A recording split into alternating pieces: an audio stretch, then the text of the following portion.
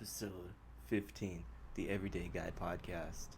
I'm your host, Rudy Marquez, and I am pumped to be at episode motherfucking 15.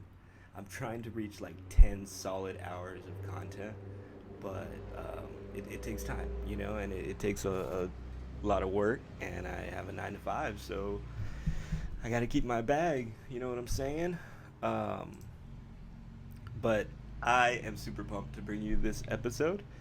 It is all about us. It's all about us. Um, by us, I'm talking about the people who are listening right now. I'm pumped that you are here.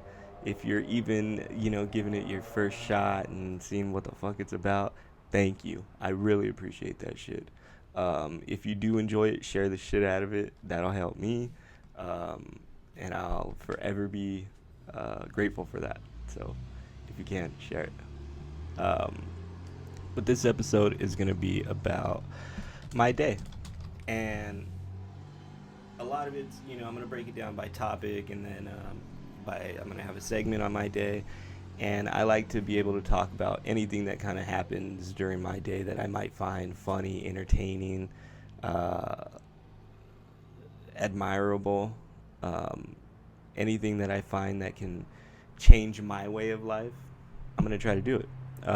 So I'm super pumped to try this out. Um, but the first topic, well, I think I only have one topic I want to talk about. The other ones are segments. So the topic I want to talk about is what do we do with our free time now?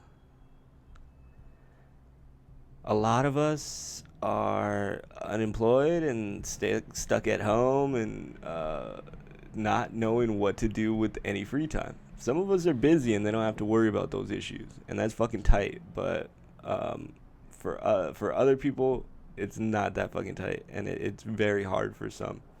Um, it turns out they've done the math, man. The total amount of people for unemployment is comparative to 25 working class states, like nearly half of our union. That just people home, like home, and they can't go out. The country is opening up, and it's gonna be quite interesting to hear how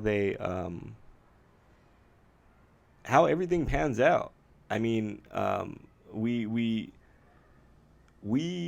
do not know what the future is going to hold for us. A recession is definitely ahead, but it's crazy, and it's it's interesting to see the people that are looking to open the country up are usually from like affluent communities, people that are sick and tired of this downtime. Um, and it's crazy because LA Times released the excuse me, the impact rates of COVID-19 amongst communities throughout the county. And dude, you could just the evidence is there. All the poorer communities, black and brown communities, uh, and it just poverty, impoverished communities are all being affected by this. Now that's scary. And somebody that might not be in that community that's affected, I can understand your slight arrogance to want to open the community up because it's not really affecting anybody around you. However, we have to remember that us as Americans, we have to be able to embrace bad shit that happens, regardless if it's happening to one community or the other. Us as Americans, we got to be able to do something about that. I get it. Times are tough. Um, but what are we gonna do? You know, are people going to die just because of our discomfort?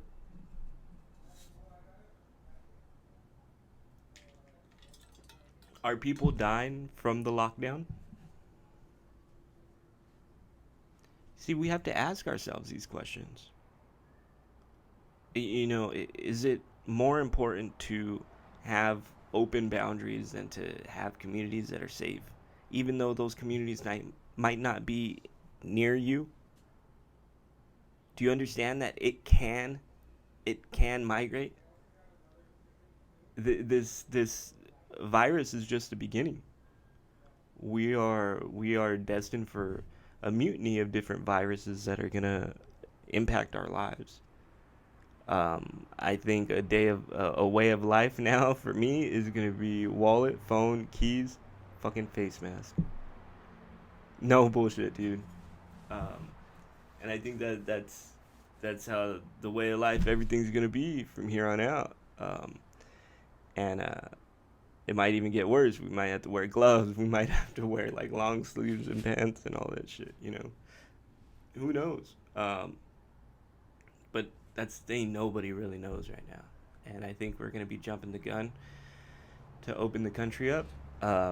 And it's gonna be interesting. That's my thought. I could be wrong. It could be a great thing. Our country opens up, and then somehow the virus disappears, and then I don't know. But just because the country's opening up does not mean that it's gonna impact the economy in such a crazy way. People are still gonna be scared to go out. There's a lot of people that don't want the country open, and there's a lot more people than there are protesting it. I can tell you that. It might not look like it because they're on the media, but 100, 200 people in a community is not that many people, especially comparative to how many may have died in that community. So, sure, it might break down to local government where city officials might be the ones to make that call.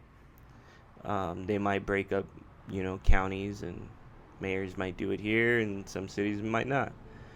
We don't know how it's going to play out. Um, but time will tell.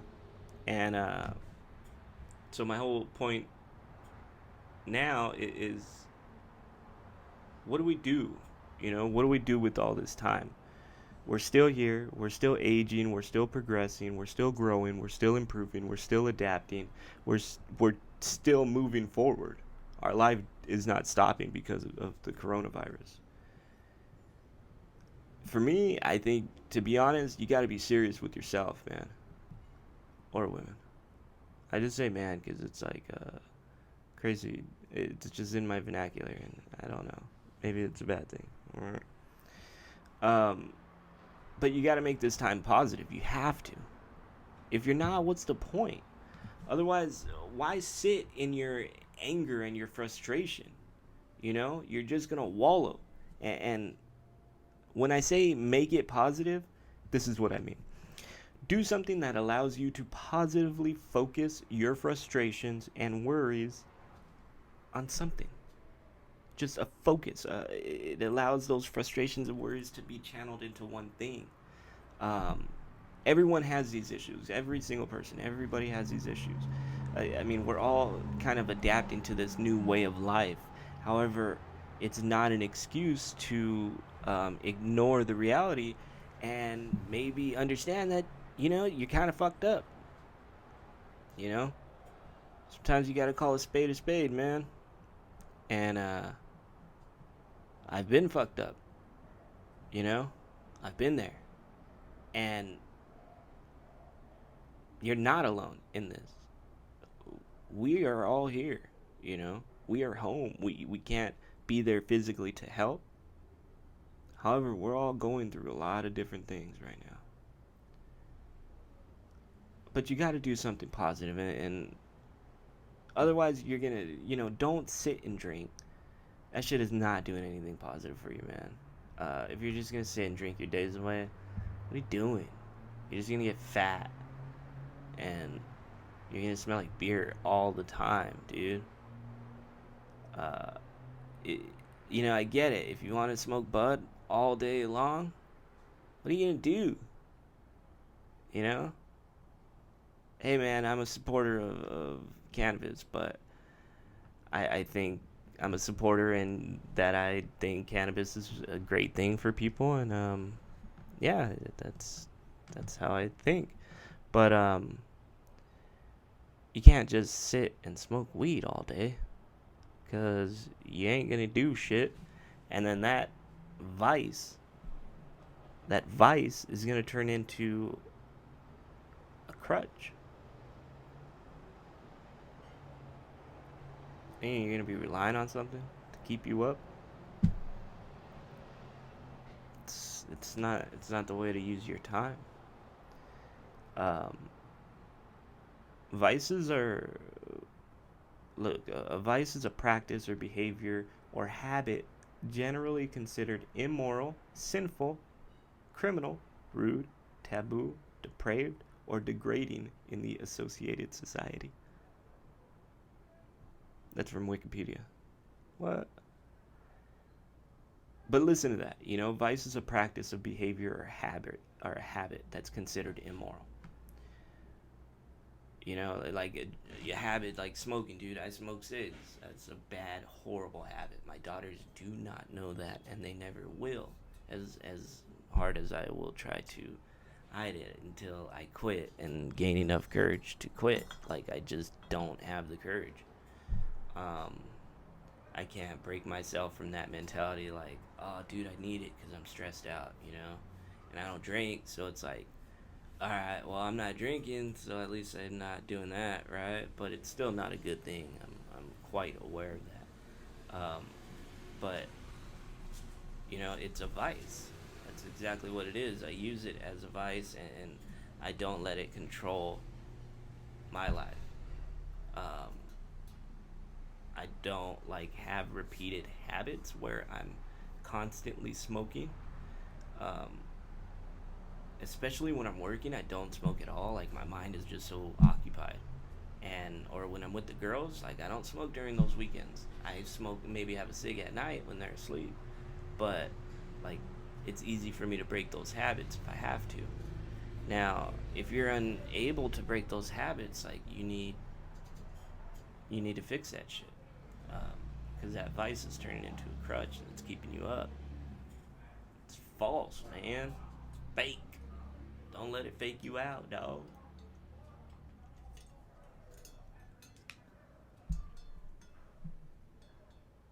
I think there's a fight going on outside. Some of our neighbors fight sometimes, dude. What's up? I heard them fighting over friends who had more friends. No bullshit, dog. I was out here one night. Oh man, I'm going off topic.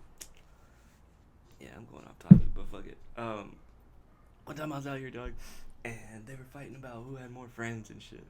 Motherfucker, that's why nobody hangs out with you anymore. That's why I have all the friends. Fuck it. That's a low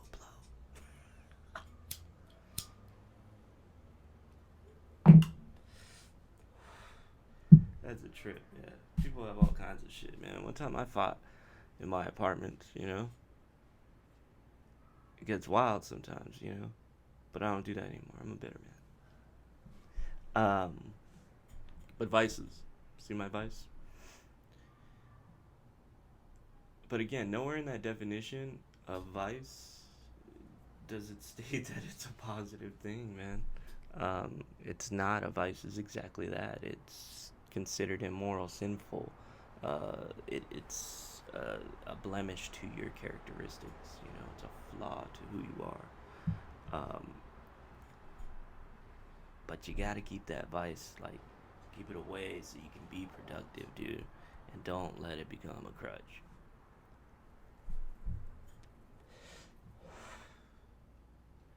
But really, dude, I'm not like trying to lord over anyone. I'm not trying to yeah, I know how to do this shit. I don't, man. But I can just provide you with what I think is helpful and what I do.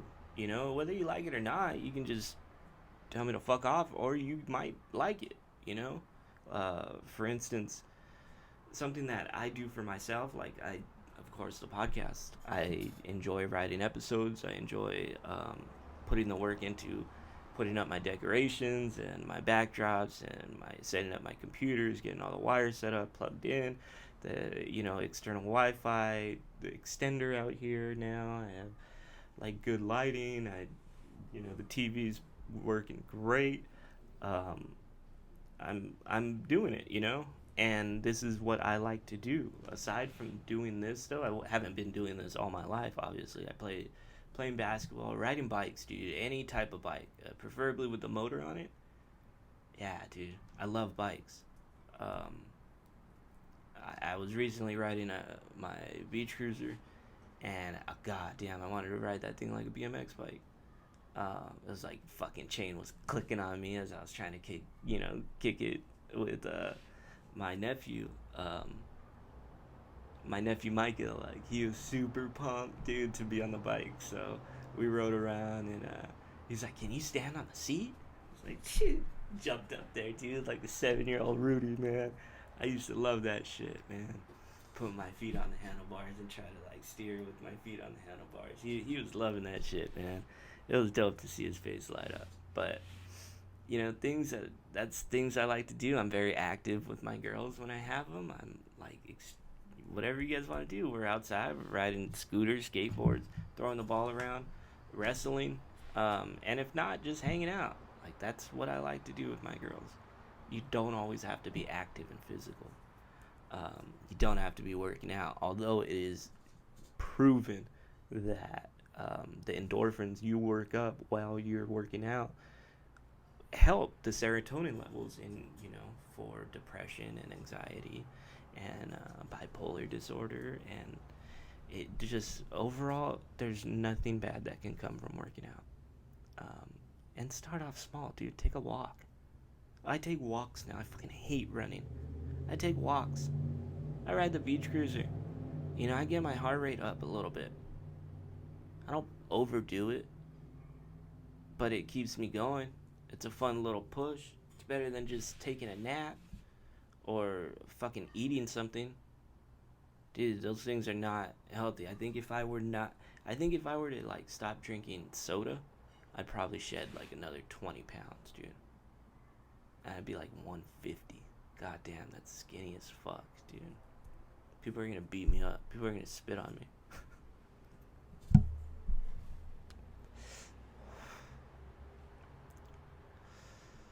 You gotta do something that works for you, though, man.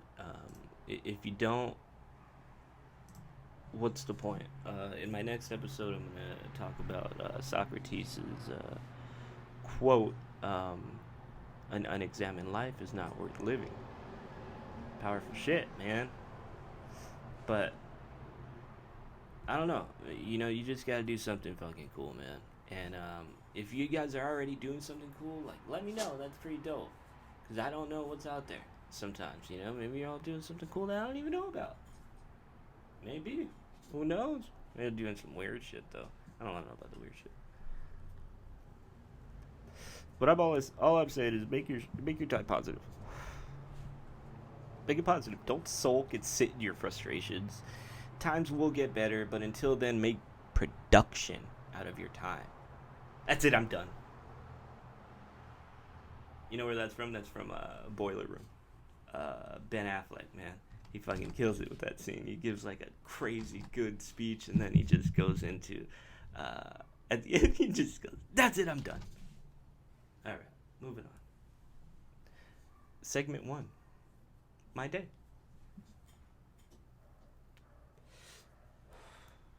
So I like to recount certain situations that occur to me in my day. One of them is just how quickly life can change, like instantly. Let me tell you a little story. So I live out in Chino when I don't have my girls. Unfortunately, in our apartment complex, I have to park like quite a ways when my parking permit runs out because I'm considered a guest here. So I only have like 15 days of parking. So once that runs out, I park in this big lot. But it now it's like I'm parking far away often because I'm here all the time working, or I have to be in one place. I can't be at my parents. They're in their like mid 70s or early 70s now. It's like, dude, I can't risk it with them. I'm active, like I can't risk it with them, dude. So I had to park far away. So I park in this lot that's literally just a dirt patch for it's about to be developed. They're actually kicking everybody out of it. Um, no bullshit. There's like a stolen car in there. I reported it. It's still fucking in there. It's this BMW 325i. It's probably like a 2004. It's blue. It has a busted right windshield, and then all the shit's like everywhere. It looks like it was jimmied and all fucked up, dude. And like the ignition's all fucked up. Like you can tell they jimmied it. And I called the cops. It was like, hey, dude, like, man, you guys got a car over here. And then that was it. They said they were gonna send somebody out. I don't know. They must have got out. Maybe they talked to the person. Maybe the person did it. Who knows? But that shit is still there. Um, so in essence, it's like a super sketchy area to park. Um, so usually when, so I'm parking there, right? Because I'm a sketchy person.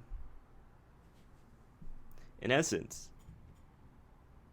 you know, I don't like to park in areas like that. But when I have to, like, I don't really care. I just lock the door and don't be disrespectful to anybody you see. Then I fucked up. So usually when I park my car, I put my headphones in. Right when I leave my car, I begin by hike to the apartment. So I'm walking away from my car with my headphones in, and I didn't remember if I fucking locked my car or not. I'm probably like 200 feet away. So I like turn around and I'm searching for my keys in my pocket because I don't know what pocket I put them in. And I pull them out and I'm getting close. I'm like 100 feet away from my car. And I'm clicking the button and like sometimes it just doesn't work. So I click it like 3 fucking times, right? I'm 100 feet away from my car. And as I begin to like turn up and like pick my head up, the fucking lock button, like now it goes off in the car and it honks like 3 fucking times. Bomb, bomb, bomb. And just as the car is honking, four brothers, 4 black dudes are walking right there, and they had their hoods on and they had their mask on with like just glasses, like they looked like they were just coming from somewhere. I don't know. Everybody's wearing masks nowadays. So they're walking right in front of my car as the fucking car honks. And I made eye contact with them, dude. And one of them shouts out, "Did you lock that shit because you saw us?" And I was like, I fucking heard him, so I take my fucking headphones off and I'm like with my nervous fucking smile, dude. And I'm like, oh, no, dude, like that's not, it's just bad timing, dude, bad timing. And one of them yells out, like, yeah, whatever, man, and walked off, he just kept walking. I was like, fuck, dude, like I thought about it, it really hit me. Would I recount the situation now? It's like, it makes me think how fast the conversation could just have changed. They could have aggressively approached me about the incident, They could have came right up to my face about it. They could have responded aggressively and escalated the situation. I could have responded aggressively and escalated the situation.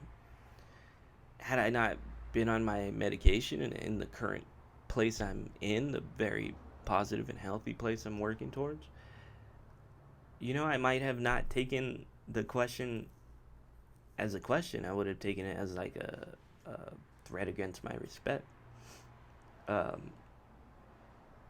All of these did not occur, and I'm like super grateful, but I wanted to laugh about the situation after, because it's like, that's not, it reminded me of like Curb Your Enthusiasm. Like that's not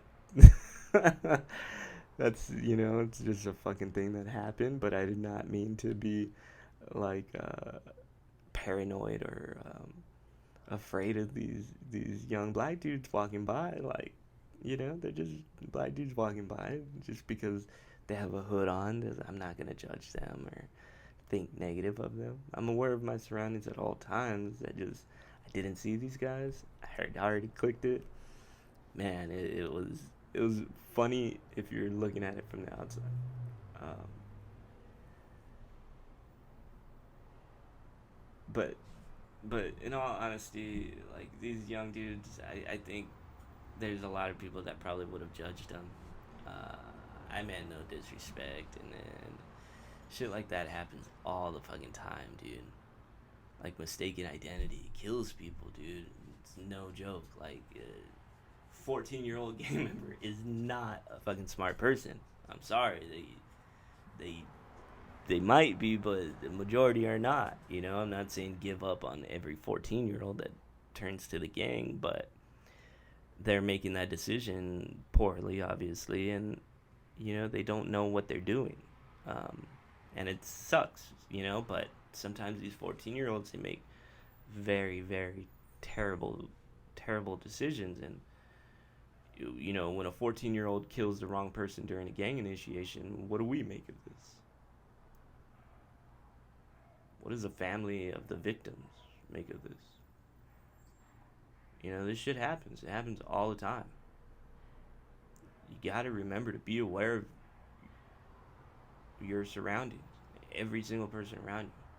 Don't be judgmental on just by color or by outfit. Sheep, sheeps are everywhere. Sometimes you can't tell when a wolf is behind it.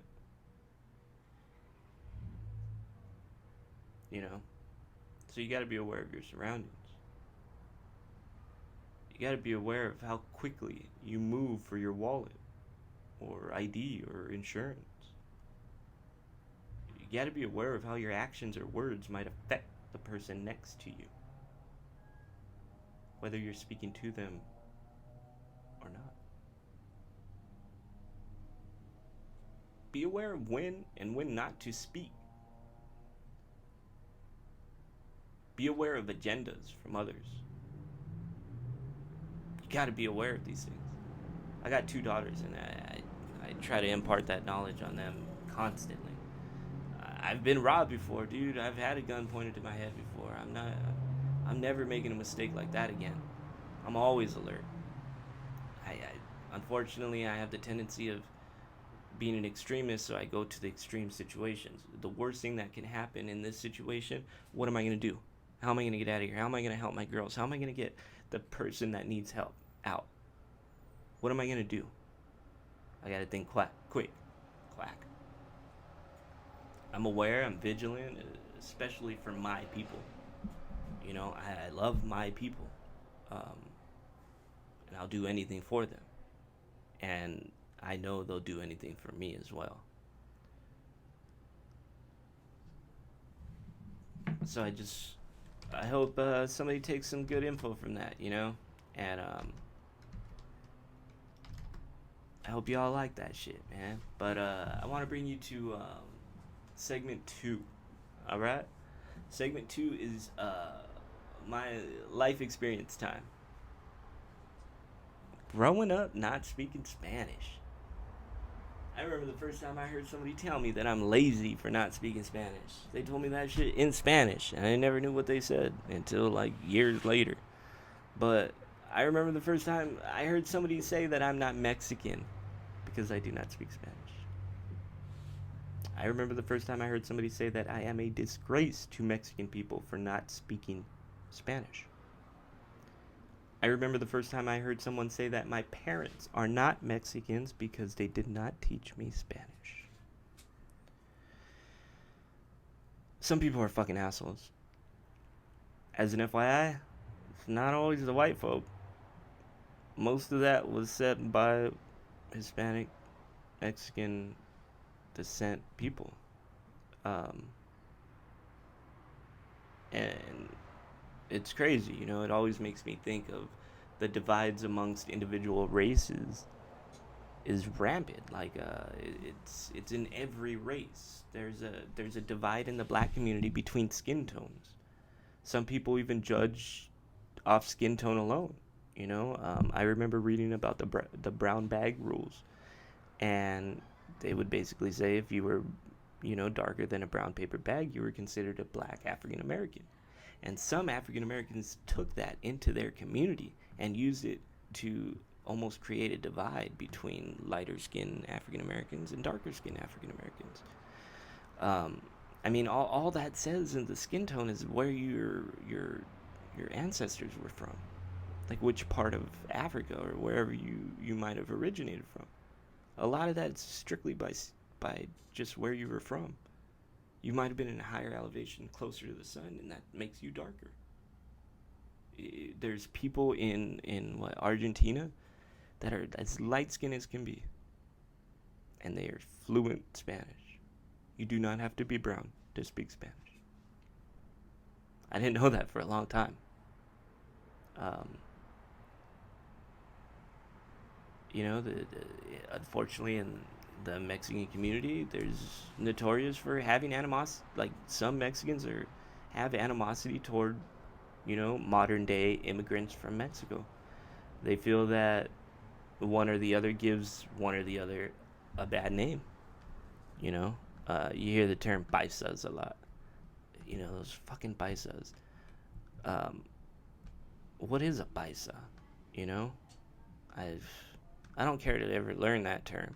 It's so derogatory. Like, it just creates a divide for what, you know.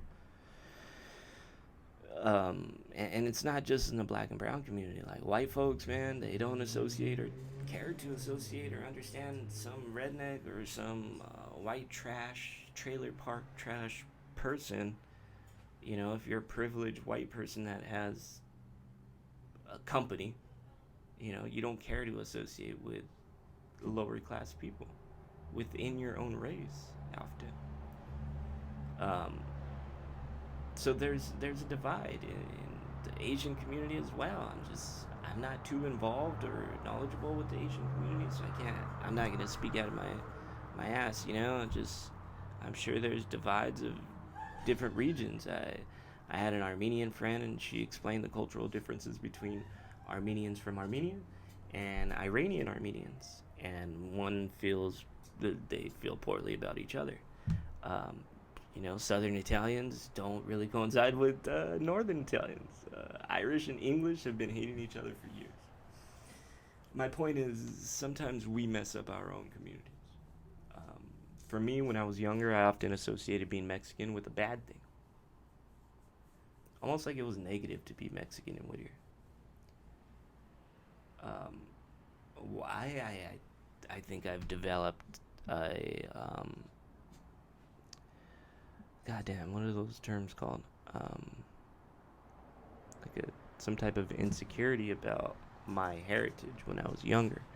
And most of my friends were not Mexican; they were white. And then we were like in a predominantly Mexican community. Whittier is predominantly Hispanic, and however, since I didn't speak Spanish, like, I was shunned away from the kids that did speak Spanish. They didn't fucking care to talk to me often. They'd make fun of me. Um, and as I got older, I began appreciating the history of my heritage a little more. I think when I was younger, I didn't know anything. I was just dumb trying to make my own decision. As an 8-year-old kid, like, trying to understand what heritage is. My dad always considered himself Chicano. I know what a Chicano is. I've grown up in a Chicano household, but I'm not sure if that explains who I am. So again, as I got older, I started, developing a better history of my heritage, and I began feeling a lot more secure in my heritage and who I am. I did not put focus on learning the language, and maybe that's a mistake I will need to deal with. Um, However, it just doesn't affect my day to day in the least form, so I have no desire to learn to speak Spanish. But does that make me less Mexican than a person who is fluent in Spanish? Some people will say yeah, and that's fine for them to think that, but I don't. you know, I just don't. That doesn't define me. Language does not define me. If you're Italian, do you speak Italian? If you don't, does that make you less Italian? It might make you unaware of the culture, but if you put the time into learning your culture, then who am I to judge you? That's the real deal, man.